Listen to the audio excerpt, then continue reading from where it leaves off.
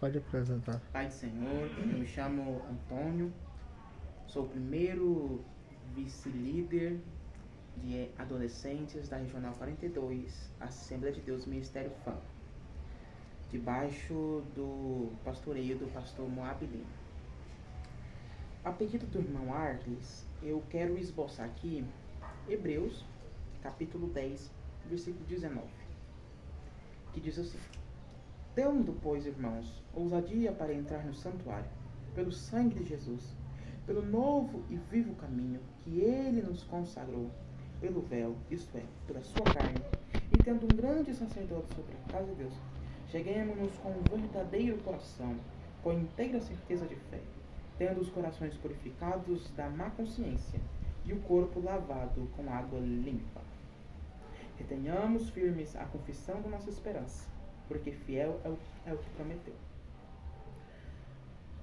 O autor, ele faz uma ótima analogia ao sacerdócio do Antigo Testamento. Ele diz assim: tendo, pois, irmãos, ousadia para entrar no santuário. No Antigo Testamento, na lei, somente o sacerdote poderia entrar no santuário, no Santo dos Santos.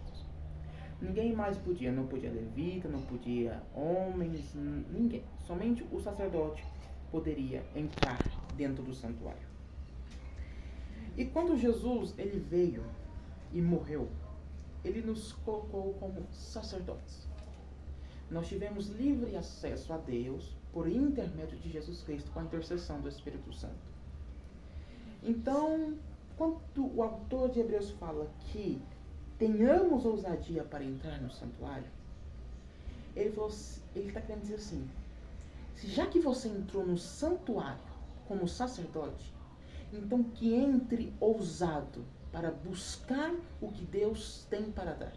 Já que você ousou entrar no santuário pelo sangue de Jesus, então você entra e dê honra a Deus e dê glória, exalte o nome dele. Aleluia. Já que você teve a ousadia de entrar no santuário, então você entra e ele diz assim: então você entra com a inteira certeza da sua fé, com o coração purificado da má consciência e o corpo lavado com água limpa. Já que você entrou, então que você entra somente para glorificar, para exaltar, bendizer e adorar o nome do Senhor. Já que você teve a ousadia de estar lá, então faça o que um sacerdote faz. O sacerdote, ele intercede pelo povo. O sacerdote, ele fala a Deus na necessidade do povo. E é isso que você, como sacerdote, ousado a entrar lá, então interceda pela igreja que você serve, glorificando e bendizendo o nome do Senhor. E ele continua assim: pelo sangue de Jesus, pelo novo e vivo caminho que ele nos consagrou, pelo véu, isto é, pela sua carne. Quando Jesus morreu, o véu se partiu de cima para baixo. Ou seja, foi o próprio Deus que rasgou. Para não ter nenhuma hipótese que o homem rasgou, começou de cima para baixo. E isso simbolizava que Cristo estava rompendo um véu que separava o homem de Deus. E aquele véu abriu para a arca da aliança que estava lá. Abriu para o Santo dos Santos. Ou seja, Cristo nos consagrou um novo caminho. É o caminho da redenção. Quando Cristo fala que Ele é o caminho, a verdade e a vida, Ele diz respeito ao tabernáculo. No tabernáculo existiam 3 portas. Existia o caminho, existia a porta do caminho, a porta da verdade e a porta da vida. Então eram 3 muros que tinham essas portas. A primeira porta era a porta do caminho. Nessa porta você iria entrar para a porta verdadeira, para a porta da verdade. A porta da verdade ia levar você para a porta da vida, que ia levar você para a arca da aliança. Então Jesus nos consagrou este caminho. O caminho da verdade, da vida. É o caminho que nos leva ao Pai. Então, traduzindo, já que você entrou no santuário, ousou entrar no santuário, então entra bendizendo o nome do Senhor, porque foi aberto o caminho para os santos dos santos, onde somente o sacerdote poderia entrar, e entrar adorando. Mas, dentro dessa casa, existe o sacerdote maior, o sumo sacerdote, que é Jesus Cristo. Você entrou, você ousou entrar pelo caminho que o próprio Cristo entrou. Se você entrou lá, não é pelo seu próprio mérito, é porque alguém morreu por você. Por você ter entrado lá, alguém morreu por você.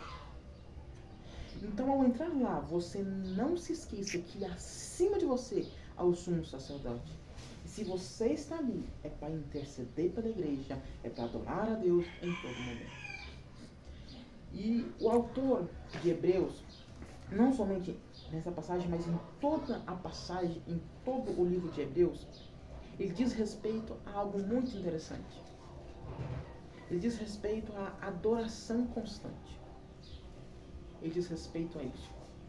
Em todo momento, o autor de Hebreus fala para a gente estar adorando, apesar de circunstâncias, apesar de situações, pessoas, lugar, horário.